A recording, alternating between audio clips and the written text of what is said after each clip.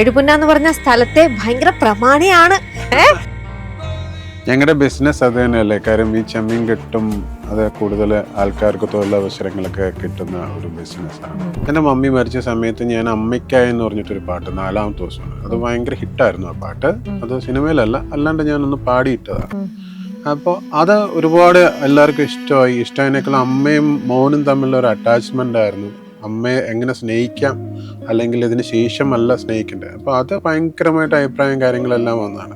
ഭാഗ്യം നമുക്ക് കൊണ്ടു തരുന്നതാണ്. ഞാൻ എൻ്റെ തിയേറ്ററിൽ എൻ്റെ സ്ക്രീനിൽ കാണണമെന്ന് മാത്രമേ ഞാൻ ആഗ്രഹിച്ചിട്ടുള്ളൂ. അപ്പോൾ ലൈഫ് നോക്കിക്കഴിഞ്ഞാൽ ഒരു വർഷവും പടം ഇല്ലാത്ത ഒരു വർഷം ഉണ്ടായിട്ടില്ല. കൂടോത്രം എന്ന് പറഞ്ഞ സിനിമയിൽ ഞാൻ വിശ്വസിക്കുന്നു, കൂടോത്രത്തിൽ വിശ്വസിക്കുന്നില്ല. ഇല്ല, ഉറപ്പായിട്ടും വിശ്വസിക്കുന്നില്ല. എപ്പോ മമ്മൂക്കായിട്ട് 1 വീക്ക് മുമ്പ് ഒരുമിച്ചുണ്ടായിരുന്നു. ഒരു സൺഡേ വീട്ടിലേക്ക് വരാൻ പറഞ്ഞു, അന്ന് എനിക്ക് പോകാൻ പറ്റിയില്ല. ഇപ്പൊ കൂടെ ഒരു 1 വീക്കായിട്ട് മമ്മൂക്കട അതിനോടൊപ്പം എപ്പോഴും പറയുമായിരുന്നു, നീ ഈ തിയേറ്റർ വെച്ചിട്ടുണ്ടല്ലോ, നിനക്കിവിടെ ടിക്കറ്റ് കൊടുക്കാനേ പറ്റില്ല, നീ വേറെ ഒന്നും പോകാൻ പോകുന്നില്ല. അപ്പം ഈ അച്ഛനെ എതിർത്തുകൊണ്ട് എങ്ങനെയാണ്, കാരണം പ്രൊഡക്ഷൻ എന്നൊക്കെ പറയണത് ചെറിയ എമൗണ്ടിലുള്ള കാര്യമല്ല അല്ലേ? പക്ഷെ ഇങ്ങനെ മൾട്ടിപ്പിൾ റിജക്ഷൻസ് വരുന്നപ്പോഴും എന്നാ പിന്നെ വേണ്ട, ഇത്രയ്ക്ക് ഇങ്ങനെ ഇതാണെങ്കിൽ എന്നാ എനിക്കിത് വേണ്ട, തിരിച്ച് ബിസിനസ്സിലേക്ക് അച്ഛൻ പറയുന്ന പോലെ ചെയ്യാം എന്നൊരു തോന്നൽ എന്തെങ്കിലും ഇതുവരെ തോന്നിയിട്ടില്ല. ഒരിക്കൽ പോലും സീരിയസ്ലി ഇതുവരെ തോന്നിയിട്ടില്ല. അത് എപ്പോഴും കാണുന്നുണ്ട്, എപ്പോഴും അവനെ കാണാം. രാത്രിയൊക്കെ എപ്പോഴും കണ്ണടച്ചാലൊക്കെ അവൻ മുമ്പിലുണ്ട്. വെഡിങ് ആനിവേഴ്സറിയുടെ അന്നാണ് അവൻ മരിച്ചത്. അന്ന് തന്നെ ഏറ്റവും കൂടുതൽ 25 വർഷം തികയുന്ന വെഡിങ് ആനിവേഴ്സറി അന്ന് അവൻ മരിച്ചത്. പോണതിന് മുമ്പ് ഞാൻ അന്ന് ഷൂട്ടിന് ഈ കൂടോത്രത്തിൻ്റെ ലൊക്കേഷനിലോട്ട് ഞാൻ ലൊക്കേഷൻ നോക്കാൻ പാതി പോയിട്ടാണ് ഞാൻ തിരിച്ചു വന്നത്. അപ്പോഴേക്കും അവൻ മരിച്ചത് പിന്നെ ഞാൻ വീട്ടിലിരിക്കുന്ന സമയത്ത് പോലും ഞാൻ എങ്ങോട്ടെങ്കിലും പോകും, അവിടെ ഇവിടെയൊക്കെ നിൽക്കാനായിട്ടുള്ള തോന്നലാണ് എനിക്ക്. അപ്പോൾ അതുകൊണ്ട് രമ്യയ്ക്കും അറിയാൻ ലാസ്റ്റ് ഇന്റർവ്യൂ വന്നപ്പോൾ അന്ന് കുറേ സംസാരിച്ചു. ഭയങ്കര ഇഷ്ടമായിരുന്നു എല്ലാവർക്കും അവനെ. എല്ലാവർക്കും ഭയങ്കര ഒരു ഷോക്കിംഗ് ആയിരുന്നു, വിശ്വസിക്കാൻ പറ്റില്ല. നമുക്ക് അടുത്ത പരിപാടിയിലോട്ട് പോവാം. അത് പോയി കഴിഞ്ഞാൽ പിന്നെയും പ്രശ്നമാവും. സിനിമ സ്വപ്നം കാണുന്നവർക്ക് ചാവറ ഫിലിം സ്കൂൾ, കൊച്ചി. നമസ്കാരം. ലൈഫ് നെറ്റ് TV പ്രേക്ഷകർക്ക് എല്ലാവർക്കും സ്വാഗതം. ബിഹൈൻഡ് ദ സക്സസിൽ ഇന്ന് എന്നോടൊപ്പം ഉള്ളത് ബൈജു എഴുപുന്ന. ബൈജു ചേട്ടാ നമസ്കാരം. സുഖമായിട്ടിരിക്കുന്നു അല്ലേ? യെസ്. ബൈജു ചേട്ടൻ്റെ അടുത്ത് ആദ്യം ഞാൻ ഈ സക്സസ് ജേർണിനെ കുറിച്ചൊക്കെ ചോദിക്കുന്നതിന് മുമ്പേ തന്നെ 1-2 കാര്യങ്ങൾ ചോദിക്കട്ടെ. ബൈജു ചേട്ടന്റെ കൂടെയുള്ള ഒരു ബൈജു എന്ന് പറഞ്ഞ ഒരുപാട് ആൾക്കാരുണ്ട് നമ്മുടെ മലയാളം ഇൻഡസ്ട്രിയിലും ഒക്കെ. എല്ലാരും പെട്ടെന്ന് പറയുമ്പോൾ, കാരണം നിങ്ങൾ കൈവച്ചിരിക്കുന്നത് അഭിനയത്തിൽ മാത്രമല്ലല്ലോ, പ്രൊഡക്ഷൻ സൈഡിലും ഉണ്ട്, ഡയറക്ഷൻ സൈഡിലും ഉണ്ട്, ഇപ്പം വേറെ അതൊക്കെ ഞങ്ങളിപ്പോൾ പറയാം, പുതിയ പുതിയ വിശേഷങ്ങൾ. അങ്ങനെ പലയിടത്ത് എവിടെ നോക്കിയാലും ബൈജു ഉണ്ട്. അപ്പം ഇതിൽ ഏത് ബൈജു എന്നുള്ളപ്പോൾ എല്ലാവരും പറയുന്നത് നമ്മുടെ എഴുപുന്ന ബൈജു എന്നാണ് പെട്ടെന്ന് പറയുക. ഈ എഴുപുന്ന എന്നുള്ള സ്ഥലപ്പേര് ബൈജുവേട്ടൻ്റെ കൂടെ കൂട്ടിയത് ഈ ഒരു സിനിമാ ലോകത്തേക്ക് വരണം എന്ന് തീരുമാനിച്ചു കഴിഞ്ഞതിന് ശേഷമാണോ? തീർച്ചയായിട്ടും. എൻ്റെ ശരിക്കുള്ള പേര് ഫെലിക്സ് ജോൺസൺ ആണ്. ഫെലിക്സ് ജോൺസൺ, ബൈജു ജോൺസൺ, ഇങ്ങനെ രണ്ടാണ്. പള്ളിയിലിട്ട പേര് ഫെലിക്സ് എന്നാണ്, അപ്പൻ്റെ പേര് ജോൺസൺ, ഡാഡിക്ക് ജോണപ്പൻ എന്നൊക്കെ. അങ്ങനെ. പക്ഷെ ഞാൻ ഫിലിമിലേക്ക് എൻ്റെ തുടക്കം ധനുർവേദം എന്ന് പറഞ്ഞ സിനിമയാണ്. അത് റിലീസായിട്ടുള്ള ആലപ്പി രംഗനാഥ്. അപ്പോൾ ആ ഡയറക്ടറിൻ്റെ പേരും ആലപ്പി ചേർത്തിട്ടാണ് ആലപ്പി രംഗനാഥ്. എന്നാൽ ആ സമയത്തൊക്കെ എല്ലാം സ്ഥലപ്പേര് കൂട്ടിയിട്ടുള്ള ജഗതി ശ്രീകുമാർ, കൊച്ചിൻ ഹനീഫ, അങ്ങനെയായിരുന്നല്ലോ അന്ന്. ഒരുപാട് കുതിരവട്ടം പപ്പു, അങ്ങനെ എല്ലാവരും സ്ഥലപ്പേരിലാണ് അടൂർ ബാസി, അങ്ങനെ. അപ്പം ഞാൻ അതുകൊണ്ട് എൻ്റെ സ്ഥലപ്പേര് ബൈജുവിനോടൊപ്പം ചേർത്തു, എഴുപുന്ന. ബൈജു എഴുപുന്ന എന്നും പറയും, ചിലർ എഴുപുന്ന ബൈജു എന്നും പറയും. അത് തുടങ്ങിയത് തന്നെ ഇപ്പം ഈ ഒരു തുടക്ക സമയത്ത് തന്നെ പേരിങ്ങനെ മാറ്റിയിരുന്നോ? സ്റ്റാർട്ടിങ് തന്നെ അങ്ങനെയാണ്. പിന്നെ ഇപ്പൊ എല്ലാരും പറഞ്ഞു ബൈജു എഴുപുന്ന. ഇപ്പൊ ഒരു ടൈം ആണെങ്കിൽ ഞാൻ 100% ഫെലിക്സ് ജോൺസൺ എന്നൊക്കെ ഇടുള്ളൂ. ടോവിനോ തോമസ്, റോഷൻ ആൻഡ്രൂസ്, അങ്ങനെ ലിസ്റ്റിൻ സ്റ്റീഫൻ എന്നൊക്കെ പറഞ്ഞ പോലെ. പക്ഷെ എനിക്ക് എൻ്റെ പേരിനോടൊപ്പം എഴുപുന്ന തന്നെയാണ്. അത് ഒരു പ്രദേശത്തിന്റെ മുഴുവൻ പ്രാർത്ഥനകളും സപ്പോർട്ടും ഒക്കെ ഉണ്ടാവും. സാധാരണ എന്നോട് എല്ലാവരും പറയും, ഇങ്ങനെ എഴുപുന്നയാന്ന് പറയുമ്പോൾ ഉടനെ ബൈജുവിന്റെ വീടിനടുത്താണോ, ബൈച്ചന്റെ വീടിനടുത്താണോ, ഒരുപാട് പേര് ചോദിക്കുന്നു. അതന്നെ വലിയ അഭിമാനമല്ലേ ശരിക്കും. എല്ലാരും പൊതുവെ പറയുമ്പോഴും അതെ, എഴുപുന്ന എന്ന് പറയുമ്പോ തന്നെ അങ്ങനെയാണ്. ആ ഒരു സ്ഥലപ്പേര് തന്നെ ഇപ്പൊ ആൾക്കാരിലേക്ക് എത്തുന്നത് മൊത്തം ബൈച്ചേട്ടന്റെ പേരിലൂടെയാണ്. എന്നാൽ എഴുപുന്ന എന്ന് പറഞ്ഞ സ്ഥലത്തെ ഭയങ്കര പ്രമാണിയാണ്, അച്ഛനായിട്ട് പ്രമാണിയായിട്ടുള്ള ഒരു ഫാമിലിയാണ്. ആ നാട്ടിലുള്ള എല്ലാവർക്കും ഈ അങ്കിളിന് എന്താ ഇഷ്ടം എന്നറിയോ. അതുകൊണ്ട് തന്നെ പൊളിറ്റിക്കൽ സൈഡിലും അത് അദ്ദേഹം അങ്ങനെ പൊളിറ്റിക്സിലേക്കൊന്നും അങ്ങനെ നിന്നിട്ടില്ലെങ്കിൽ പോലും, ഐ മീൻ ഫുള്ളായിട്ട് വന്നിട്ടില്ലെങ്കിൽ പോലും ആ നാട്ടുകാർക്ക് വേണ്ട കാര്യങ്ങളെല്ലാം ചെയ്ത് അവിടുത്തെ വലിയൊരു നാട്ടു പ്രമാണിയാണ്. ഞങ്ങളുടെ ബിസിനസ് അത് തന്നെയല്ലേ. കാര്യം ഈ ചെമ്മീൻ കെട്ടും അത് കൂടുതൽ ആൾക്കാർക്ക് തൊഴിലവസരങ്ങളൊക്കെ കിട്ടുന്ന ഒരു ബിസിനസ്സാണ്. പിന്നെ അപ്പൻ പഞ്ചായത്തില് മെമ്പറും വൈസ് പ്രസിഡന്റും പ്രസിഡന്റ് അങ്ങനെയായിരുന്നു. കൂടുതലും അച്ഛൻ്റെ ഒരു തുടക്കം എന്ന് പറയുന്നത് എന്താ പറയുക, ഒരു അങ്ങനെ കയറി വന്ന ഒരാളാണ്. അപ്പോൾ തീർച്ചയായിട്ടും കൂടെ ഉള്ളവരെ അങ്ങനെ ചേർത്ത് പിടിക്കുന്ന ഒരാളാണ്. ശരിക്കും പറഞ്ഞാൽ എനിക്കൊന്നും അങ്ങനെ പുള്ളിയുടെ ആ ഒരു സ്വഭാവങ്ങളൊന്നും മുഴുവനും കിട്ടിയിട്ടില്ല. എന്താ പറയുക, ഡാഡി ഇപ്പോഴും ഭയങ്കര എനർജറ്റിക്കാണ്, എപ്പോഴും ഹാപ്പി ആയിട്ട് പോകുന്നു. പക്ഷേ മമ്മി മരിച്ച ദുഃഖം, അനിയൻ മരിച്ചു പോയ ദുഃഖം, ഇതൊക്കെ ഇങ്ങനെ കൊണ്ടുപോയിക്കൊണ്ടേയിരിക്കുന്നുണ്ട്. ഓക്കെ, പുള്ളി ഓക്കെയാണ്, ഹാപ്പിയാണ്. ഓക്കെ, നമ്മുടെ ജീവിതം എന്ന് പറയുന്നത് സുഖദുഃഖങ്ങളെല്ലാം മിക്സ് ആണല്ലോ. ഈ ഒരു മാസം, നവംബർ എന്ന് പറയുന്ന മാസവും ചേട്ടനെ സംബന്ധിച്ച് അതുപോലെ തന്നെയാണെന്ന് എനിക്കറിയാം. ഒരുപാട് സന്തോഷിക്കാൻ പറ്റുന്ന, പ്രതീക്ഷിക്കാൻ പറ്റുന്ന, ഒരുപാട് നമ്മൾ ആഗ്രഹിച്ച, ചേട്ടന്റെ മനസ്സിൽ ആഗ്രഹിച്ചു വെച്ചിരുന്ന പല കാര്യങ്ങളും ഈ ഒരു നവംബർ മാസത്തിൽ ശരിക്കും അതിന്റെ ഒരു ഫൈനൽ സ്റ്റേജിലേക്ക് വന്നുകൊണ്ടിരിക്കുന്നു. അതോടൊപ്പം തന്നെ ദുഃഖമായിട്ട് മനസ്സിൽ അനിയൻ മരിച്ചതും നവംബറിലാണ്, ഒരു വർഷം തികയുന്നു. അങ്ങനത്തെ ഒരു വിഷമവും ഉള്ളിലുണ്ട്. നമുക്ക് ആ നവംബറിനോട് ആദ്യം ഭയങ്കര ഇഷ്ടം തോന്നിയ സമയം എന്ന് പറയുന്നത് നവംബർ 14th. എനിക്ക് മോള് ജനിച്ച ദിവസമാണ് നവംബർ 14th. അപ്പോഴും വയസ്സ് പറയില്ല. അപ്പൊ എന്തിനാ എന്റെ വയസ്സ് പറയാൻ ചോദിക്കും, വയസ്സ് പറയുന്നില്ല. എല്ലാവർക്കും അറിയാം മോള് കല്യാണം കഴിഞ്ഞു PG ചെയ്തിട്ട് മോള് ഈ നവംബറിൽ തന്നെ തീരുവാണ്. നവംബർ 14th മോൾ ഇത് ചെയ്തത്. അതുപോലെ എൻ്റെ അനിയൻ വിട്ടുപോയതും നവംബറിലാണ്. ഓക്കെ, പിന്നെ എന്നെ ഈ വർഷം എന്ന് പറയുന്നത് നവംബറിൽ ഞാൻ ആദ്യമായിട്ട് പ്ലേ ബാക്ക് പാടിയ ഒരു സിനിമ റിലീസാവുന്നു. ഞാൻ ഐ ആം നോട്ട് സിംഗർ, ഞാൻ അങ്ങനെ ഒരു സിംഗറൊന്നുമല്ല, അത്യാവശ്യം പാട്ടും കാര്യങ്ങളൊക്കെ ഉണ്ട് എന്നല്ലാണ്ട് ഒരു സിനിമയിൽ പാടാൻ പറ്റും എന്നൊക്കെ എനിക്ക് അറിയില്ല, ഭാഗ്യമാണ് അത്. അതെങ്ങനെയാ ബൈചേട്ടന് ഒരു പാട്ടുകാരനായിട്ട് അങ്ങനെ ഒരു എസ്റ്റാബ്ലിഷ് സിംഗർ എന്നുള്ള രീതിയിലേക്കല്ല വന്നിരിക്കുന്നത്. ഒരു പക്ഷെ നിങ്ങളുടെ ഒരു ഗാങ്ങിലും സഭയിലൊക്കെ ഇരിക്കുമ്പോൾ ബൈചേട്ടന്റെ ആ ഒരു മൂഡിലൊക്കെ ഇങ്ങനെ പാടുന്ന ഒരാളാണ്. ശരിക്കും ലൈഫ് ആ ഒരു രീതിയിൽ എൻജോയ് ചെയ്യുന്ന ഒരു വ്യക്തിയും കൂടിയാണ്. പക്ഷെ പ്ലേ ബാക്ക് സിംഗിങ് എന്ന് പറയുമ്പോൾ നമ്മൾ ലോകം മുഴുവൻ കേൾക്കുകയാണ്, കുറച്ചും കൂടെ സീരിയസ് ആയിട്ട് നമ്മൾ പാട്ടിനെ കാണുകയാണ്. അപ്പൊ അതിനോട് ചേട്ടന് തോന്നിയ ഒരു ധൈര്യം എങ്ങനെയാണ്? ഓക്കെ, ഞാൻ പാടാം. മ്യൂസിക് ഡയറക്ടർ, അതായത് പ്രമോദ് സാരംഗ് എന്ന് പറഞ്ഞ മ്യൂസിക് ഡയറക്ടറാണ് എന്നെ കൊണ്ട് അങ്ങനെ പാടിക്കുന്നത്. എൻ്റെ മമ്മി മരിച്ച സമയത്ത് ഞാൻ അമ്മയ്ക്കായി എന്ന് പറഞ്ഞിട്ടൊരു പാട്ട് 4ാമത്തെ ദിവസമാണ്. അത് ഭയങ്കര ഹിറ്റായിരുന്നു ആ പാട്ട്. അത് സിനിമയിലല്ല, അല്ലാണ്ട് ഞാനൊന്ന് പാടിയിട്ടതാണ്. അപ്പോൾ അത് ഒരുപാട് എല്ലാവർക്കും ഇഷ്ടമായതിനേക്കാളും അമ്മയും മോനും തമ്മിലുള്ള ഒരു അറ്റാച്ച്മെൻ്റ് ആയിരുന്നു. അമ്മയെ എങ്ങനെ സ്നേഹിക്കാം, അല്ലെങ്കിൽ ഇതിന് ശേഷമല്ല സ്നേഹിക്കേണ്ടത്. അപ്പോൾ അത് ഭയങ്കരമായിട്ട് അഭിപ്രായം കാര്യങ്ങളെല്ലാം വന്നതാണ്.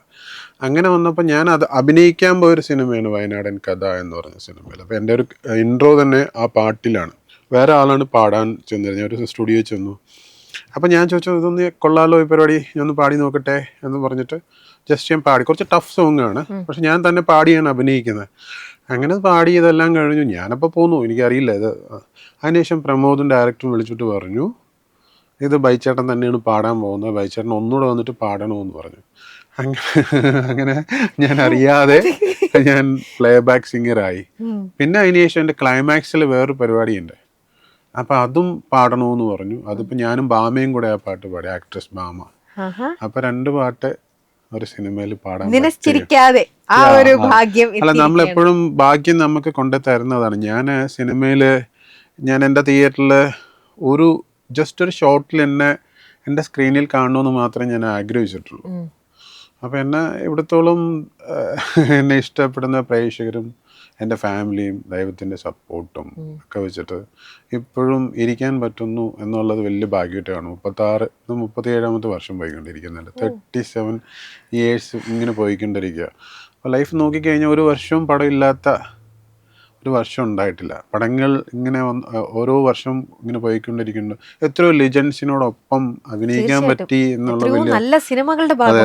സോമൻ ചേട്ടൻ, സുകുമാരൻ ചേട്ടൻ, രതീഷ് ചേട്ടൻ, തിക്കുറിശി സാറ്, അടൂർ ബാസി, അങ്ങനെ ഒരുപാട് പേരുടെ കൂടെ എനിക്ക് അഭിനയിക്കാൻ പറ്റി എന്നുള്ള, ഇപ്പോഴും ഞാൻ അഭിനയിച്ചുകൊണ്ടിരിക്കുന്നത് വലിയ ഭാഗ്യം തന്നെയാണ്.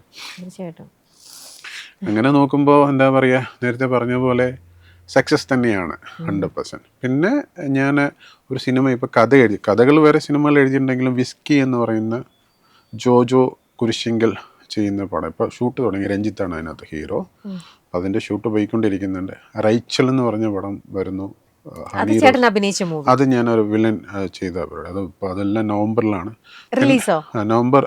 നവംബർ ഇപ്പോൾ trailer launch 15th, December 6th release. ഇപ്പോൾ എല്ലാം നവംബറുമായിട്ട് കണക്റ്റഡ് ആയിട്ടുള്ളതാണ്. പിന്നെ എൻ്റെ സിനിമ കൂടോത്രം, അതിൻ്റെ പോസ്റ്റ് പ്രൊഡക്ഷൻ ഇപ്പോൾ പോയിക്കൊണ്ടിരിക്കുന്നു. ഡിസംബർ ഇപ്പോൾ നമ്മൾ റിലീസിങ് പ്ലാൻ ചെയ്യുന്നു. എനിക്ക് ഒക്ടോബർ റിലീസ് ചെയ്യണമെന്നുണ്ടായിരുന്നു, പക്ഷേ ഒരുപാട് VFX വർക്ക് ഉള്ളത് കൊണ്ട് അത് ഞാൻ ഒന്നുകൂടെ ഡിസംബറിലോട്ട് ഇത് ചെയ്തു. അത് ചേട്ടൻ്റെതായിട്ടുള്ള ഒരു ബേബി പുറത്തേക്ക് വരികയാണ്. അതിനകത്ത് പ്രൊഡക്ഷനും ഡയറക്ഷനുമാണ് കൂടോത്രത്തിലുള്ളത്. അതിനകത്ത് കൂടോത്രം എന്നുള്ള പേര് കേൾക്കുമ്പോൾ തന്നെ നമുക്കറിയാലോ, അത് തന്നെയാണോ സിനിമയിലും പറയുന്നത്? കൂടോത്രം എന്ന് പറയുന്നത് എല്ലാ മലയാളികളും പറയുന്ന പേരാണ് അല്ലെ, കൂടോത്രം. അങ്ങനെ തന്നെയാണ്. വിശ്വാസവും അന്ധവിശ്വാസവും തമ്മിലുള്ള ഒരു ഫൈറ്റാണ് ഇത്. ക്ലൈമാക്സിൽ എന്താണ് വിശ്വാസം കൊണ്ട് ജയിക്കുന്നത്, അന്ധവിശ്വാസം കൊണ്ട് ജയിക്കുന്നത് നമ്മൾ ആഫ്റ്റർ ക്ലൈമാക്സിൽ. പക്ഷെ ചേട്ടൻ ഇതിൽ വിശ്വസിക്കുന്നുണ്ടോ? കൂടോത്രത്തിലോ? കൂടോത്രം എന്ന് പറഞ്ഞാൽ സിനിമയിൽ ഞാൻ വിശ്വസിക്കുന്നു, കൂടോത്രത്തിൽ വിശ്വസിക്കുന്നില്ല. ഇല്ല, ഉറപ്പായിട്ടും വിശ്വസിക്കുന്നില്ല. കൂടോത്രം പലരും കൂടോത്രം ചെയ്ത് അങ്ങനെയായി ഇങ്ങനെയായി എന്നൊക്കെ പറയാറുണ്ട്. നമ്മൾ അതിൽ വിശ്വസിച്ചാൽ അങ്ങനെ എല്ലാം ഓരോ വിശ്വാസത്തിൽ ഉണ്ടാകുന്ന ഉടലെടുക്കുന്ന ഓരോ പരിപാടികളല്ലേ. ഞാൻ അതിൽ വിശ്വസിക്കുന്നില്ല. ഓക്കെ. പക്ഷെ ഈ ഒരു കഥ എന്ന് പറയുന്നത്, സിനിമയുടെ കഥ എന്ന് പറയുന്നത് എന്തൊരു ജോണറിലൂടെ അപ്പൊ പറഞ്ഞു പോണേ? അതൊരു എന്താ പറയാ, ഒരു ഫീൽ ഗുഡ് മൂവിയാണ്. ഫാമിലി ഇമോഷണൽ ഉണ്ട്, ഹൊറർ ആണ് പടം, പിന്നെ നല്ല ഫൈറ്റ് ഉണ്ട്, പിന്നെ അങ്ങനെ എല്ലാ ഒരു എന്റർടൈൻമെന്റ് മൂവിയാണ്. എല്ലാ പ്രേക്ഷകർക്കും പറ്റുന്ന ഒരു സിനിമയാണ്. ഒരു ഇമോഷണൽ ബോണ്ടിങ് ഉണ്ട് പടത്തിനകത്ത്. ഒരു സക്സസ് എന്ന് പറയുന്നത് ഒരു ഇമോഷണൽ ബോണ്ടിങ് ആണ്. നമ്മളുടെ ആയിട്ട് നമുക്ക് തോന്നണം. ഈ സബ്ജക്റ്റ് സന്തോഷം എന്ന് പറഞ്ഞപ്പോൾ എനിക്ക് അങ്ങനെ ഒരു തോന്നിയിട്ടാണ് ഞാനത് പ്രൊഡ്യൂസ് ചെയ്യാം എന്ന് കരുതി ആ പടത്തിലേക്ക് ഞാൻ എത്തിയത്. അതിൻ്റെ ഒരു ടൈറ്റിൽ പോലും എന്നെ ഭയങ്കരമായിട്ട് ഇഷ്ടമായി. പിന്നെ കൂടോത്രം എന്ന് പറയുമ്പോൾ എല്ലാവർക്കും ആ പേരിലൊരു ഇതുണ്ട്. നന്നായി വന്നിട്ടുണ്ട് പടം, നന്നായി വന്നിട്ടുണ്ട്. ചേട്ടൻ അഭിനയിച്ചിട്ടുണ്ടോ? ഒരു ചെറിയ ക്യാരക്ടർ ഞാൻ ചെയ്തിട്ടുണ്ട്. അഭിനയമാണല്ലോ, അപ്പൊ അതിൽ നിന്ന് മാറി നിൽക്കാണ്ട് ഞാൻ ഒരു ക്യാരക്ടർ ഞാൻ അതിൽ ചെയ്തിട്ടുണ്ട്. ഓക്കെ. അപ്പോ അതിന്റെ കാര്യങ്ങളെല്ലാം സെറ്റായി, അതങ്ങനെ നിൽക്കുന്നു.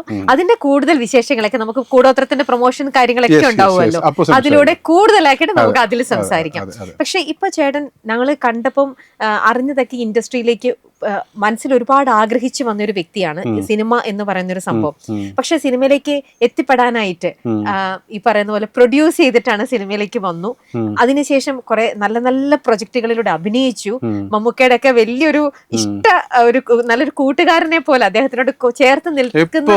മമ്മൂക്കയായിട്ട് 1 വീക്ക് മുമ്പ് ഒരുമിച്ചുണ്ടായിരുന്നു. ഒരു സൺഡേ വീട്ടിലേക്ക് വരാൻ പറഞ്ഞു, എനിക്ക് പോകാൻ പറ്റിയില്ല. ഇപ്പൊ കൂടെ ഒരു 1 വീക്കായിട്ട് മമ്മൂക്കടൊപ്പം ഉണ്ടായിരുന്നു. അതാ പറഞ്ഞ, അദ്ദേഹം ചേർത്ത് നിൽക്കുന്ന ഒരു വ്യക്തിയായിരുന്ന രീതിയിൽ അങ്ങനെയൊക്കെ ആവാൻ പറ്റി. അപ്പോൾ ഇതിൽ നിന്നുമൊക്കെ ചേട്ടന് ഇനിയും സിനിമയോടുള്ള ഒരു പാഷൻ തീരാത്തത് കൊണ്ടാണോ വീണ്ടും നേരത്തെ കേക്കു എന്ന് പറഞ്ഞൊരു മൂവി ചേട്ടൻ അന്ന് ഡയറക്ട് ചെയ്തിരുന്നു, പക്ഷെ അന്ന് വേറെ കുറച്ച് എന്തൊക്കെയൊക്കെയോ അന്ന് കുറച്ച് പ്രശ്നങ്ങളൊക്കെ വന്നു അല്ലെ, നിനച്ചിരിക്കാത്ത കുറച്ച് എന്തൊക്കെ അഭിപ്രായ വ്യത്യാസങ്ങൾ അല്ലെങ്കിൽ തെറ്റിദ്ധാരണകൾ അതിലൊക്കെ അതിൽ വന്നിരുന്നു. അതെല്ലാം ആ ഓരോ പാഠങ്ങളും മനസ്സിലാക്കിയിട്ടൊക്കെ ആയിരിക്കും ഇപ്പൊ ഫൈനലി കൂടോത്രത്തിലേക്ക് എത്തിയിട്ടുണ്ടാവുക അല്ലെ. ഒരുപാട് പാഠങ്ങൾ പഠിച്ചിട്ടുണ്ടാവണം. ഇതെല്ലാം ഇതായിട്ടാണ് ഇതിന്റെ കൂടെ ഇതൊന്നും പോരാതെ ഇപ്പൊ പാട്ട് പാടുന്നു, സ്ക്രിപ്റ്റിംഗ് ചെയ്യുന്നു. അപ്പം സിനിമ എന്ന് പറയുന്നത് ചേട്ടന് മതിയായിട്ടില്ല, ഇതൊരു ഹരമാണ്.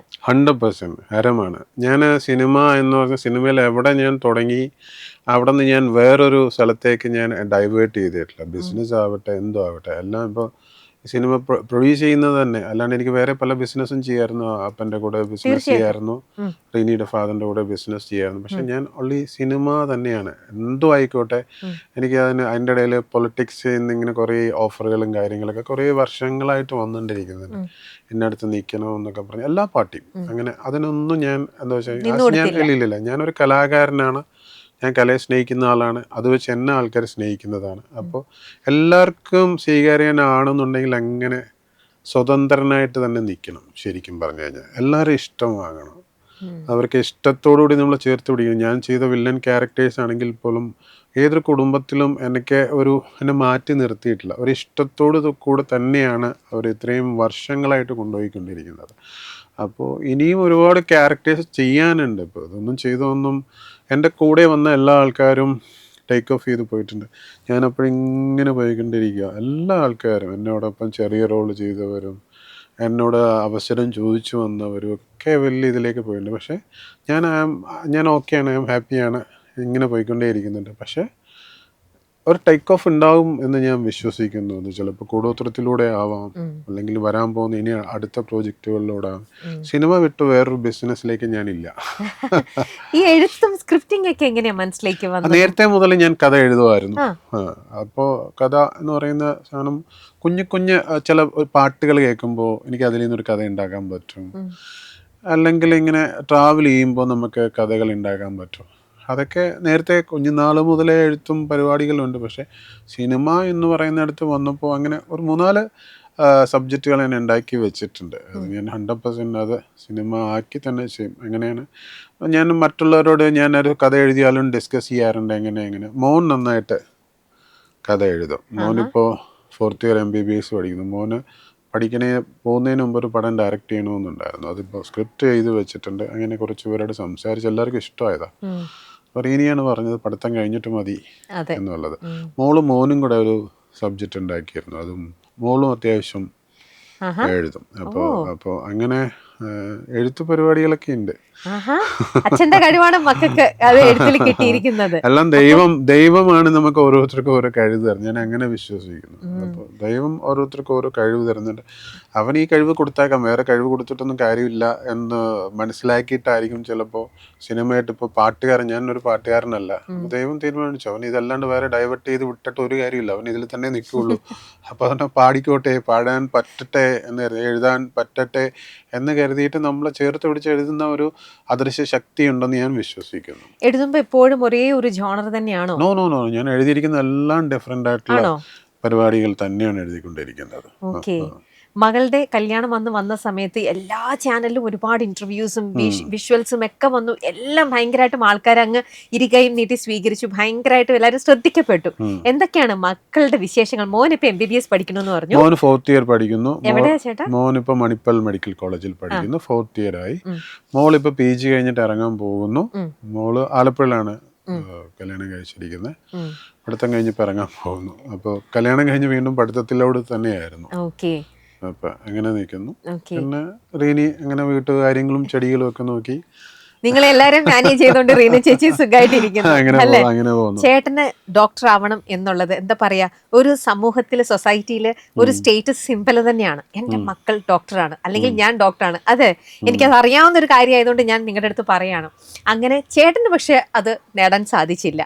പക്ഷെ എന്റെ മക്കളിലൂടെ ഞാനത് നേടും. അത് ചേട്ടന്റെ കല്യാണം കഴിഞ്ഞു അപ്പൊ തൊട്ടേ ഒരു ഇതായിരുന്നു, എന്റെ മക്കളെ ഡോക്ടർ ആക്കണം അല്ലേ? അങ്ങനെ ഡോക്ടർ ആക്കണം എന്നുള്ള ഒരു ആഗ്രഹം ഉണ്ടായിരുന്നു. മോളെ കല്യാണം കഴിക്കുന്ന ഒരാളും ഡോക്ടർ ആവണം എന്നുള്ളത് അന്നേ മുതലുള്ള ആഗ്രഹങ്ങളാണ്. നമ്മൾ ദൈവത്തിനോട് ആഗ്രഹിച്ച് ഇങ്ങനെ പറഞ്ഞു കണ്ടിരുന്നാൽ ആഗ്രഹം ഒരുപാട്. ഞാൻ എപ്പോഴും പറയും, ഒരു പൂ ചോദിച്ചാൽ പൂന്തോട്ടം തോന്നുന്നു. കാര്യം മോളെ കല്യാണം കഴിച്ചിരിക്കുന്ന പയ്യൻ ഡോക്ടറാണ്, ഫാദർ ഡോക്ടറാണ്, അമ്മ ഡോക്ടറാണ്, സിസ്റ്റർ ഡോക്ടറാണ്. അവർക്ക് 2 ഹോസ്പിറ്റൽസ് ഉണ്ട്, സെന്റ് ജോസ് ഹോസ്പിറ്റൽ, ക്യൂർ. അപ്പോൾ അതുകൊണ്ട് ആഗ്രഹം നമ്മൾ പറയുമ്പോൾ ആഗ്രഹത്തിനോടൊപ്പം സഞ്ചരിക്കുക, പുള്ളിക്ക് ഇഷ്ടമുള്ള രീതിയിലേക്ക് മൂവ് ചെയ്യുക എന്നുള്ളതാണ്. ഒരാഗ്രഹം പറയുമ്പോൾ അതും നോക്കും ഇല്ലേ? ഞാൻ ഒരു ആഗ്രഹം പറയുമ്പോൾ അവൻ ആഗ്രഹം കൊടുക്കണമെന്നുണ്ടെങ്കിൽ എൻ്റെ പ്രവൃത്തികളും നല്ലതായിരിക്കണം. അപ്പം എൻ്റെ പ്രവൃത്തികളിലൂടെ നല്ലതായതുകൊണ്ട് ദൈവം എനിക്ക് അങ്ങനെ തന്നു എന്ന് ഞാൻ വിശ്വസിക്കുന്നു. ചേട്ടന്റെ വീട്ടിലിപ്പം അനിയനുണ്ട്, ചേട്ടന് അച്ഛൻ സിനിമ, നിങ്ങൾക്ക് തിയേറ്റർ ഉണ്ട്. അപ്പൊ അച്ഛന് അങ്കിളിന് സിനിമയായിട്ടുള്ളൊരു ലോകം, തീർച്ചയായിട്ടും അങ്ങനെ ഒരു കണക്ഷൻ ഉണ്ട്. ചേട്ടന് ഇങ്ങനത്തെ ഒരു സിനിമ പ്രേമവും വല്ലാണ്ടുണ്ട്, സിനിമയോടുള്ള വല്ലാത്തൊരു ഇഷ്ടം. എന്നാൽ അനിയന് ഇങ്ങനെ ഒരു സിനിമാ ലോകവുമായിട്ടൊന്നും വലിയ താല്പര്യം അങ്ങനെ ഒന്നും ഇല്ല. അദ്ദേഹത്തിന് ബിസിനസ് ആയിരുന്നു താല്പര്യം അല്ലേ? അത് ചിലപ്പോൾ ഞാൻ ഇങ്ങനെ ആയതുകൊണ്ടാവാം. അവനാഗ്രഹം ഉണ്ടായില്ല എന്ന് പറയാൻ പറ്റത്തില്ല. അപ്പൊ ഞാൻ അഭിനയിച്ചിങ്ങനെ നടക്കുന്നു. ഇത്രയും വലിയ ബിസിനസ്സുകൾ നോക്കേണ്ടത് ഞാനും ഇതുപോലെ അഭിനയിച്ച് പോയി കഴിഞ്ഞു കഴിഞ്ഞാൽ ഈ ബിസിനസ്സുകൾ ആര് നോക്കും എന്നുള്ളൊരു ഉത്തരവാദിത്വം അവൻ ചിലപ്പോ ഏറ്റെടുത്തതാവാം. അവനും ആഗ്രഹമുണ്ട്, അവൻ എന്നേക്കാൾ സ്മാർട്ടാണ്, എന്നേക്കാൾ ഇതുണ്ട്, എല്ലാം ഉണ്ട്. അപ്പൊ അഭിനയിക്കാനൊക്കെ അവനും പറ്റുമായിരുന്നു. ഒരുപാട് ക്യാരക്ടേഴ്സ് എന്നെ കാണാൻ വരുന്നവരൊക്കെ വന്നിട്ടുണ്ട്. അപ്പൊ എന്നാൽ പോലും അവനത് വേണ്ട, ബിസിനസ് നോക്കി നിൽക്കാം എന്ന് കരുതിയതാണ്. ചേട്ടൻ പോയിക്കോട്ടെ എന്നുള്ള രീതിയിൽ.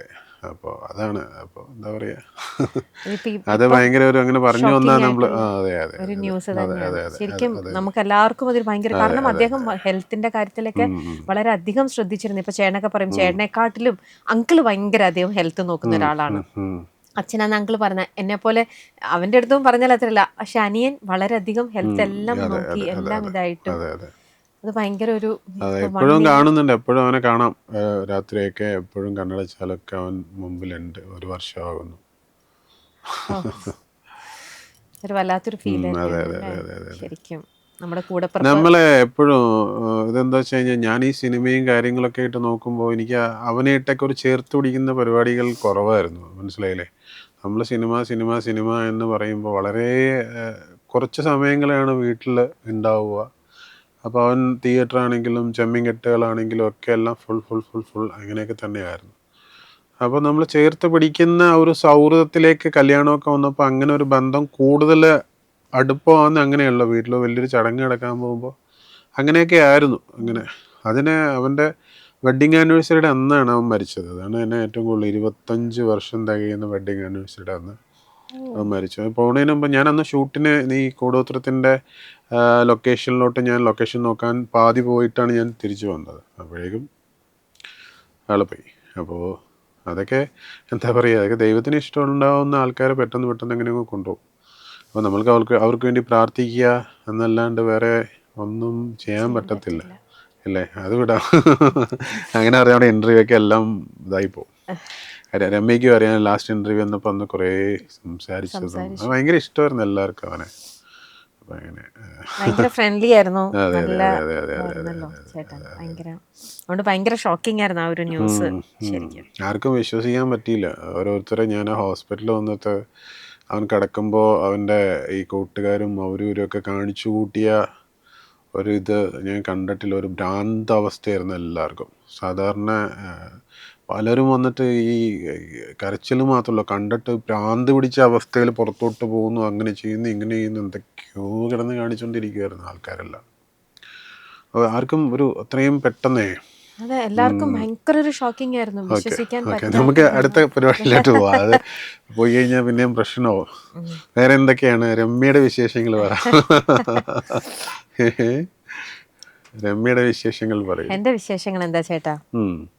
എന്റെ വിശേഷങ്ങൾ അങ്ങനെ തന്നെ ഇരിക്കുന്നു. അങ്കിളൊക്കെ ഓക്കെ അല്ലേ? നന്നായിട്ടിരിക്കുന്നു. ഓക്കെ ആവാനൊന്നും പറ്റില്ല എല്ലാവർക്കും. ഓക്കെ എന്നൊക്കെ നമുക്ക് എല്ലാവർക്കും പറയാം. ഓക്കെ ആണ് എന്ന് പറയാം.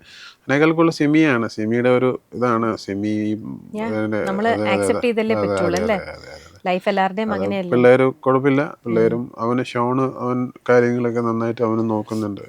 ജോണും ഒക്കെ പുറത്തുനിന്ന് എപ്പോഴും വരാറില്ലല്ലോ. അപ്പം അവൻ തന്നെ കഴിഞ്ഞ ദിവസം ഡാഡി ഇപ്പോഴും കഴിഞ്ഞ ദിവസം അനിയൻ്റെ ആണ്ടിൻ്റെ ഞങ്ങളെല്ലാവരും കൂടെ ഒരുമിച്ച് വിളിച്ചെങ്കിലും പുള്ളി വിളിക്കുന്നത് ഷെൽജോ എടാ ഇങ്ങ് വന്നേ. പുള്ളിക്ക് ഇപ്പോഴും അറിയാണ്ട് ഷോണിനെ ആണെങ്കിലും അങ്ങനെയാണ് പറഞ്ഞു വന്നത്. പുള്ളി വിളിക്കുന്ന പേര് ബൈജു ഷെൽജു എന്നുള്ളത് മാത്രമാണ്. അങ്ങനെയൊക്കെ കാണുമ്പോൾ വീണ്ടും വീണ്ടും നമ്മളിത് ഞാൻ അവിടെ ഈ അവൻ മരിച്ച പിന്നെ ഞാൻ വീട്ടിലിരിക്കുന്ന സമയത്ത് പോലും ഞാൻ എങ്ങോട്ടെങ്കിലും പോകും. അവിടെ ഇവിടെയൊക്കെ നിൽക്കാനായിട്ടുള്ള തോന്നലാണ് എനിക്ക്. അപ്പോൾ അതുകൊണ്ട് കൂടുതൽ എങ്ങനെയായിരുന്നു കാര്യങ്ങൾ.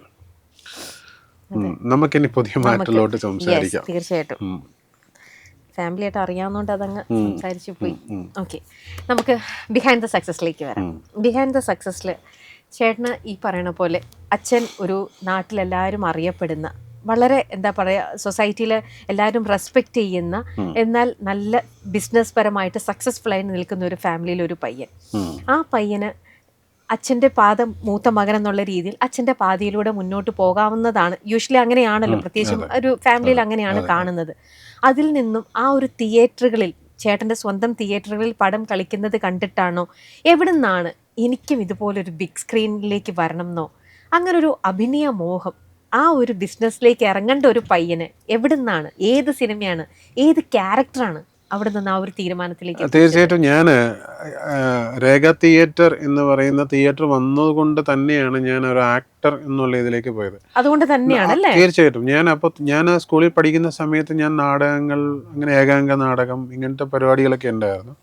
തിയേറ്റർ വന്ന് ഇവന് എന്തായാലും അതിലേക്ക് വരാണ്ടിരിക്കാൻ വേണ്ടിയിട്ട് തന്നെയാണ് എന്നെ എഴുപുന്ന എന്ന് നേരെ കോട്ടയം മാന്നാനത്തിലേക്ക് എന്നെ മാറ്റിയത്, ബോഡി സ്കൂളിലോട്ടാക്കിയത്. തിയേറ്റർ വരാൻ പോകുന്നു, അവന് എൻ്റെ ഫാദർ ഒന്നുകൂടെ കണ്ടിട്ടുണ്ടാവും. പക്ഷെ ഞങ്ങളെയൊക്കെ സിനിമ കാണിക്കാൻ കൊണ്ടുപോകായിരുന്നു, സൈക്കിളിലൊക്കെ ഇരുത്തിയിട്ട് ആടി കൊണ്ടുപോകും. കുത്തിയോട്, ചന്ദ്രൂരൊക്കെ തിയേറ്ററുകളിലൊക്കെ കൊണ്ടുപോകായിരുന്നു. അന്നും സിനിമയോട് അപ്പന് ഭയങ്കരമായിട്ടുള്ള ഇഷ്ടവും കാര്യങ്ങളും ഉണ്ട്. പുള്ളി ഏറ്റവും കൂടുതൽ കണ്ടിട്ടുള്ള സിനിമ ചെമ്മീനാണ്. അതിൻ്റെ കുറേ കാര്യങ്ങളുണ്ട്. അപ്പോൾ ഞാൻ അവിടെ തിയേറ്റർ വന്നു. ഞാൻ പോയിട്ട് SS8 പഠിക്കുന്ന ആ ബോർഡിങ്ങിൽ തോറ്റു കഴിഞ്ഞാൽ പിന്നെ ആ സ്കൂളിൽ നിർത്തത്തില്ല.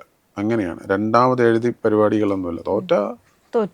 അങ്ങനെ ഞാൻ അപ്പം എവിടെ കഥ എഴുതി തുടങ്ങി എന്ന് നേരത്തെ ചോദിച്ചില്ലേ, ആദ്യം കഥ എഴുതി തുടങ്ങുന്ന 8ാം ക്ലാസ് പഠിക്കുമ്പോഴാണ്. തീർച്ചയായിട്ടും. അതായത് കെമിസ്ട്രി, ബയോളജി ഇതിലൊക്കെ കഥകളാണ് ഞാൻ എഴുതി വെച്ചത് തോക്കാൻ വേണ്ടിയിട്ട്. ഓരോ കഥകൾ നോക്കുന്ന ക്വസ്റ്റ്യൻ പേപ്പറിലുള്ളതിന് പകരം ഞാൻ ഓരോ കഥകൾ എഴുതി. എല്ലാത്തിലും ഇംഗ്ലീഷിൽ പോലും ഞാൻ മലയാളത്തിൽ കഥകൾ എഴുതിയിട്ടുണ്ട് 8ൽ പഠിക്കുമ്പോൾ. അല്ലല്ല, അത് രണ്ട് കാര്യങ്ങളാണ്. കാര്യം എന്നെ ഇവിടുന്ന് എന്തായാലും പുറത്താക്കണമെങ്കിൽ ഇതേ മാർഗമുള്ളൂ. അന്ന് എഴുതി തുടങ്ങിയ കഥകളാണ്, ചെയ്തതാണ്. അന്ന് ഞാൻ കണ്ട സിനിമകളും അല്ലാത്ത എൻ്റെ ഓർമ്മകളും ഒക്കെ എഴുതി വെച്ചു. അപ്പം എന്തായാലും അവർ ഇനി ഇവനെ കൊണ്ട് രണ്ടാമത് എഴുതിപ്പിക്കണം എന്ന് കരുതത്തില്ല. അങ്ങനെ എന്നെ ആ സ്കൂളിൽ നിന്ന് മാറ്റി വീണ്ടും ഞാൻ എഴുപന്ന സെൻറ്റ് റാഫേൽസിൽ വന്നു. പിന്നെ ഞാൻ ബുക്ക് എടുത്ത് വെക്കുമ്പോൾ സ്ക്രീൻ തുറന്നിട്ടിരിക്കുന്ന സൗണ്ടുകളൊക്കെ കേൾക്കും. അങ്ങനെ 10ാം ക്ലാസ് ഞാൻ ഫസ്റ്റ് ഇതിൽ ജസ്റ്റ് പാസ് പോലും താഴെ മാർക്ക് വെച്ചിട്ട് തോറ്റു. ട്യൂട്ടോറിയൽ കൊണ്ടാക്കി. അപ്പോൾ അതിനോടൊപ്പം എപ്പോഴും പറയുമായിരുന്നു, നീ ഈ തിയേറ്റർ വെച്ചിട്ടുണ്ടല്ലോ, നിനക്കിവിടെ ടിക്കറ്റ് കൊടുക്കാനേ പറ്റത്തുള്ളൂ, നീ വേറെ ഒന്നും പോകാൻ പോകുന്നില്ല. ഞാനവിടെ ടിക്കറ്റ് കൊടുത്തിട്ടുണ്ട്, ടിക്കറ്റ് കീറിയിട്ടുണ്ട്, മേടിച്ചിട്ടുണ്ട്. ഓപ്പറേറ്റിംഗ് ഞാൻ പഠിച്ച് ഓപ്പറേറ്റിംഗ് ചെയ്തിട്ടുണ്ട്. അന്ന് സ്പ്രോക്കറ്റാണ്, ഇന്നലത്തെ പോലത്തെ ഇല്ല. തിയേറ്ററിൽ അനൗൺസ് ചെയ്തിട്ടുണ്ട്, പോസ്റ്റർ ഒട്ടിച്ചിട്ടുണ്ട്, സ്പടികം, അങ്ങനെ കുറേ സിനിമകളൊക്കെ പോസ്റ്റർ, ആഗ്രഹത്തിൻ്റെ കുറിച്ച് ഞാൻ പോസ്റ്റർ ഒട്ടിച്ചിട്ടുണ്ട്. അങ്ങനെ എല്ലാം ആയി തന്നെയാണ് ഞാൻ പോകുന്നത്. ഞാൻ ഈ ഫസ്റ്റ് ബെൽ എന്ന് പറഞ്ഞ സിനിമയാണ് ഞാൻ ഫസ്റ്റ് ഇരിക്കാൻ വേണ്ടിയാത്തതുകൊണ്ട് ഫസ്റ്റ് ബെല്ലാണ് ഞാൻ അഭിനയിക്കുന്നത്. അന്ന് ഫോട്ടോ കാർഡാണ് തിയേറ്ററുകളിൽ, അറിയില്ല, ചെറിയൊരു ഫോട്ടോ കാർഡ് ഇങ്ങനെ അടിച്ചു വയ്ക്കും. അന്ന് എൻ്റെ ഒരു ഫോട്ടോ വരണം, പോസ്റ്ററല്ല, ഈ തിയേറ്ററിൽ വെക്കണമെങ്കിൽ ഫോട്ടോ വരണം എന്ന് കരുതിയിട്ട് ഞാൻ അന്ന് ആ കോസ്റ്റ്യൂമൊക്കെ അവിടെ നിന്ന് എടുത്തുകൊണ്ട് വന്നിട്ടുണ്ടായിരുന്നു. അതിനകത്തൊരു മെൻ്റൽ ക്യാരക്ടർ ചെയ്തിരിക്കുന്നത്, ആ പടം കണ്ടു കഴിഞ്ഞാൽ അറിയാം. ആ കോസ്റ്റ്യൂം ഇട്ടിട്ട് ഞാനിപ്പോഴും ഓർമ്മയുണ്ട്. അപ്പുറത്തെ സൈഡിലാണ് പശ കുറുക്കുന്ന സ്ഥലം, ഈ കലവും ഇതുമൊക്കെ ഉണ്ട്. അപ്പം ഞാൻ എൻ്റെ കണ്ണിങ്ങനെ ഡാർക്ക് ചെയ്തിട്ടുണ്ട്, കാരണം വില്ലൻ ക്യാരക്ടറാണ് അയാളുടെ ക്യാരക്ടർ. ഞാൻ അതിൽ നിന്ന് കരിയൊക്കെ തേച്ചിട്ട് ഇങ്ങനെ ഡാർക്ക് ചെയ്തിട്ട്, സണ്ണി എന്ന് പറഞ്ഞ പുള്ളിക്കാരൻ മരിച്ചുപോയി, ഫോട്ടോഗ്രാഫറിനെ വെച്ചിട്ട് ഇങ്ങനെയൊക്കെ നിൽക്കുന്ന നോട്ടം വെച്ചിട്ട് ഞാൻ ആ ഫോട്ടോ എടുത്തിട്ട് സ്റ്റുഡിയോയിൽ നിന്ന് കൊണ്ടുവന്നിട്ട് വേറൊരു ജഗദീഷിൻ്റെ ആണെന്ന് തോന്നുന്നു, ജഗദീഷിൻ്റെ മാറ്റിയിട്ട് എൻ്റെ ഫോട്ടോ വെച്ചിട്ട് ഞാൻ ഇവിടെ ഇങ്ങനെ ആൾക്കാരെന്താ പറയണേന്ന് കേൾക്കാൻ നിന്നിട്ടുണ്ട്. എൻ്റെ ആഗ്രഹങ്ങളായിരുന്നു അതൊക്കെ. അതിനുശേഷം പിന്നെ എത്രയോ സിനിമകളിലെ പോസ്റ്റർ എല്ലാം നമ്മൾക്ക് ദൈവം കൊണ്ടേ എത്തിച്ചു. അപ്പം ഞാൻ അത്രയും മാത്രം ആഗ്രഹമായിരുന്നു. ഒരുപാട് കഷ്ടപ്പെട്ടു. എൻ്റെ അങ്കിള് രാജൻ പി ദേവ്, ഞാൻ ജോണി വാക്കർ എന്ന് പറഞ്ഞ സിനിമയിൽ ഞാൻ ചാൻസ് ചോദിച്ച് ചെന്നൈ ചെന്നിട്ട് ഞാൻ ഭക്ഷണം കഴിക്കാനായിട്ട് അന്ന് ക്യൂ നിൽക്കുക. ജൂനിയർ ആർട്ടിസ്റ്റുകൾ അങ്ങനെയാണല്ലോ, നിൽക്കണമല്ലോ. എന്നെ വിളിച്ചു പറഞ്ഞിട്ടുണ്ട്, നീ ഞങ്ങളുടെ കുടുംബത്തിൻ്റെ പേര് കളയാൻ നടക്കുന്നവനാണ്, നിനക്ക് നാണമില്ല, പറ്റണം, എൻ്റെയും കൂടെ വില പോവില്ലടാ, എന്തിനാ അപ്പൻ്റെ അടുത്ത് പോയിട്ട് ഇത് നിന്നാൽ പോരെ, എന്ത് കാര്യത്തിനാണ് നീ ഇങ്ങനെ നടക്കുന്നത് എന്ന് ചോദിച്ചിട്ട്, എന്നോട് സിനിമയിൽ വരാണ്ടിരിക്കാൻ വേണ്ടിയിട്ടില്ല, ബിസിനസ് നോക്കാൻ ആളില്ലാത്തത് കൊണ്ടും.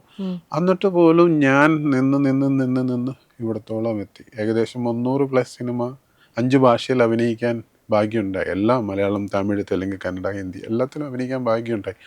ഇപ്പോഴും ഞാൻ നിൽക്കുന്നത് എൻ്റെ പാഷനാണ്. 100% ഞാൻ എന്തെങ്കിലും സക്സസ് ആകും എന്നുള്ളത്. കുറേ നല്ല ക്യാരക്ടേഴ്സ് ചെയ്തിട്ടുണ്ട് എങ്കിൽ പോലും അതിനേക്കാൾ അപ്പുറം വലിയൊരു ആക്ടർ എന്നുള്ള നിലയിൽ വലിയ സക്സസ് ആകും എന്നുള്ള ആ പ്രതീക്ഷയിൽ തന്നെയാണ് ഇപ്പോഴും ലൈഫ് പോയിക്കൊണ്ടിരിക്കുന്നത്. സക്സസ് തന്നെയാണ് ലൈഫെല്ലാം സക്സസ്. ഇപ്പോൾ ഇത്രയും പടങ്ങളൊക്കെ പ്രൊഡ്യൂസ് ചെയ്യാൻ പറ്റി. ചില പടങ്ങൾക്ക് എങ്ങനെയായി എങ്കിൽ പോലും ഒരിക്കലും ഇനിയും പടം ചെയ്യാൻ പാടില്ല എന്ന് വിലക്കിയ KQവിൽ നിന്നാണ് കൂടോത്രം എന്ന് പറഞ്ഞ സിനിമയിലേക്ക് തീർച്ചയായിട്ടും എത്തി നിൽക്കുന്നത്. ഇത് 100% എന്നെ എൻ്റെ പ്രേക്ഷകരെ വിജയിപ്പിച്ച് തന്നേ പറ്റുള്ളൂ. ഇതൊരു ജീവൻ മരണ പോരാട്ടമാണ് കൂടോത്രം എന്ന് പറഞ്ഞ സിനിമ.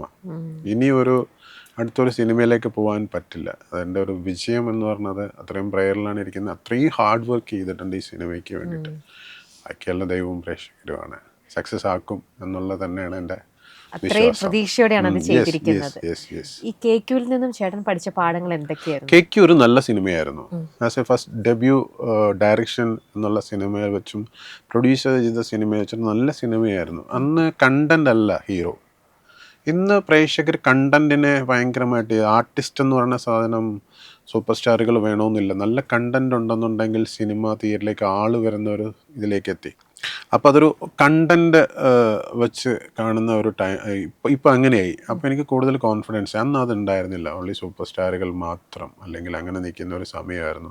ചില സിനിമകൾ തിയേറ്റർ അങ്ങനത്തെ ഒരു ഡീറ്റെയിലേക്ക് ഞാൻ പോകുന്നില്ല. അത് പോയാൽ അത് കഴിഞ്ഞു. അത് KQ എന്ന് പറഞ്ഞ പരിപാടി കഴിഞ്ഞു.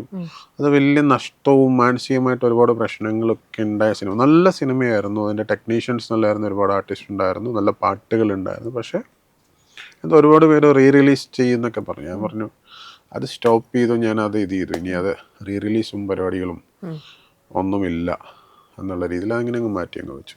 അപ്പൊ അതിൽ നിന്നും പഠിച്ചിരിക്കുന്ന ഒരുപാട് തീർച്ചയായിട്ടും അത് പഠിച്ചതിന് ശേഷമുള്ള സിനിമ തന്നെയാണ് KQ. KQവിന് ശേഷമുള്ള സിനിമയാണ് കൂടോത്രം. അപ്പം വളരെയധികം ശ്രദ്ധിച്ചിട്ടുണ്ടാവും. അതിനകത്തെ പോലെ ഒരു കാര്യങ്ങളും ഇനി വരാതിരിക്കാനായിട്ടും, ഒരു മിസ്റ്റേക്ക് പോലും വരാതിരിക്കാനായിട്ടും. പിന്നെ അന്ന് KQ ചെയ്ത ബൈജു ചേട്ടനെക്കാട്ടിലും ഇന്നത്തെ ബൈജു ചേട്ടന് അതിനെക്കാട്ടിലും ഒരുപാട് എക്സ്പീരിയൻസ് ഉണ്ടായിട്ടുണ്ട് അല്ലെ? അഭിനയിച്ചും പിന്നിൽ നിന്നും കണ്ടും പഠിച്ചും ഒക്കെ. അപ്പൊ അതെല്ലാം ഇപ്പൊ ഈ കൂടോത്രത്തിനകത്ത് നന്നായിട്ട് ഇംപ്ലിമെന്റ് ചെയ്യാൻ പറ്റിയിട്ടുണ്ട്. ആ ഒരു പ്രതീക്ഷയോടെയാണ് ഇപ്പോൾ ബൈജുചേട്ടൻ നിൽക്കുന്നത്. തീർച്ചയായിട്ടും. ഓക്കെ, അവർ എന്തായാലും അങ്ങനെ തന്നെ നല്ല രീതിയിൽ തന്നെ അത് വരട്ടെ.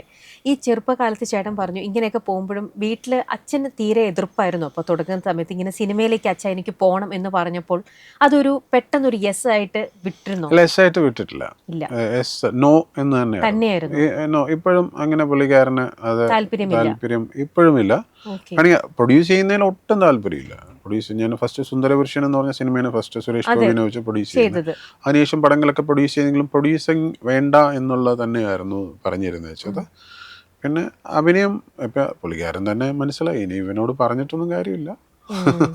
പക്ഷെ എനിക്ക് സപ്പോർട്ട് ഓൺലി ഫോർ മമ്മി. എൻ്റെ സപ്പോർട്ടായിരുന്നു ഭയങ്കര. മമ്മിക്ക് സപ്പോർട്ട് ഉണ്ടായിരുന്നു. ഒരു മൗനം സമ്മതം മമ്മി തന്നിട്ടുണ്ടായിരുന്നു എപ്പോഴും മമ്മി വഴി തന്നെയായിരുന്നു ഡാഡിയോട് കാര്യങ്ങൾ. ഞാൻ പിന്നെ കല്യാണം കഴിച്ചു. അതിനുശേഷം റീനി ശരിക്കും എന്നെ കല്യാണം കഴിപ്പിച്ചത് പോലും ഞാൻ വലിയൊരു ബിസിനസ് എന്നുള്ള നിലയിലേക്ക് പുള്ളിയുടെ ബിസിനസ്സും നോക്കും എന്ന് കരുതിയിട്ട് തന്നെയാണ് പുള്ളിക്കാരനും ചെയ്തത്. പക്ഷേ ഞാൻ സിനിമ തന്നെയാണ് എൻ്റെ ഒരു ഇത് എന്നുള്ളത് പുള്ളിക്കാരൻ പിൽക്കാലത്ത് മനസ്സിലാക്കി എന്നോട് പറഞ്ഞിട്ട് കാര്യമില്ല എന്ന് മനസ്സിലായി. പക്ഷേ സപ്പോർട്ട് റീനി നല്ല സപ്പോർട്ട് തന്നെയായിരുന്നു. അപ്പോഴും ഇപ്പോഴും എപ്പോഴും ഫുൾ സപ്പോർട്ടാണ്.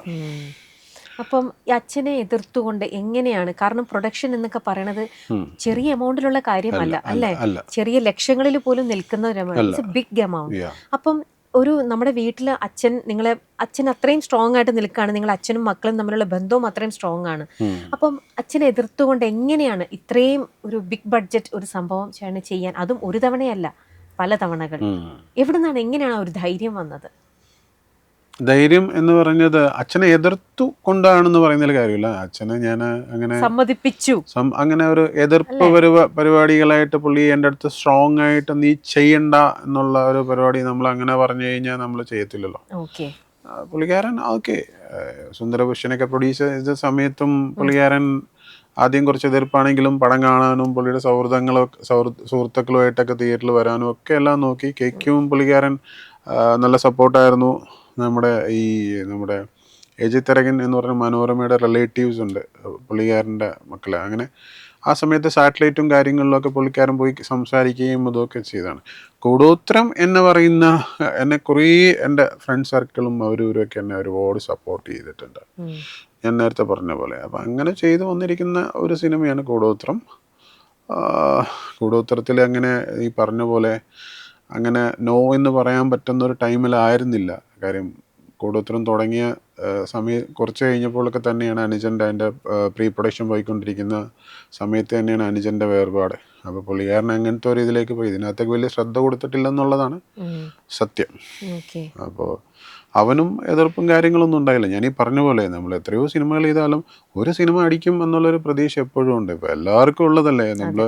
പിന്നെ എല്ലാ ബിസിനസ്സുകൾക്കും പരാജയങ്ങളും എല്ലാം ഉണ്ട്. സിനിമയ്ക്ക് മാത്രമല്ല, സിനിമ പരാജയമുണ്ടെന്ന് ആരും പറയാൻ പറ്റില്ല. ഈ വർഷം ഏറ്റവും കൂടുതൽ 300 crores 350 crores ഒക്കെ കയറിയ മലയാള ഫിലിം ഇൻഡസ്ട്രിയിൽ നിന്നാണ് നമ്മൾ സംസാരിക്കുന്നത്. 100 crores എത്രയോ സിനിമ നല്ലതാണ്, കണ്ടന്റ് നല്ലതാണ്, അതനുസരിച്ച് മാർക്കറ്റ് ചെയ്താൽ 100% സിനിമയ്ക്കൊപ്പം വരുന്ന വേറെ ബിസിനസ് ഇല്ല എന്ന് ഞാൻ വിശ്വസിക്കുന്നു. ഞാൻ ഈ സിനിമ ബിസിനസ് ആയിട്ട് തന്നെയാണ് കണ്ടിരിക്കുന്നത്. അല്ലാണ്ട് എൻ്റെ ഒരു പാഷൻ എന്ന് പറയുന്നതല്ല, ഇത് 100% ബിസിനസ്സിന് വേണ്ടിയിട്ട് ഉണ്ടാക്കിയിരിക്കുന്ന സിനിമയാണ്. എല്ലാത്തരം പ്രേക്ഷകർക്കും വേണ്ടിയിട്ട് ഉണ്ടാക്കിയിരിക്കുന്ന സിനിമ. ആ ബിസിനസ്സിൽ ഞാൻ സക്സസ് ആവും. അപ്പൊ ഉള്ളിന്റെ ഉള്ളിൽ നിന്നുള്ള ബിസിനസ്സുകാരൻ ഇവിടെ ഉണർന്നിരിക്കുകയാണ്. തീർച്ചയായിട്ടും അതൊരു പാഷനായിട്ടുള്ള ഇതല്ല. ഇപ്പൊ എത്രയോ സിനിമകൾക്ക് എൻ്റെ സിനിമയിൽ നിന്ന് ഞാൻ പൈസ നഷ്ടപ്പെട്ടിട്ടുണ്ടെങ്കിൽ ഈ സിനിമ അതിൻ്റെ ഒരു ടേക്ക് ഓഫ് ആയിരിക്കും, പിടിക്കും എന്നുള്ള 100% എനിക്കറിയാം. കാരണം കണ്ടന്റ് അങ്ങനെ വന്നിട്ടുണ്ട്, നന്നായിട്ട് ഷൂട്ട് ചെയ്തിട്ടുണ്ട്.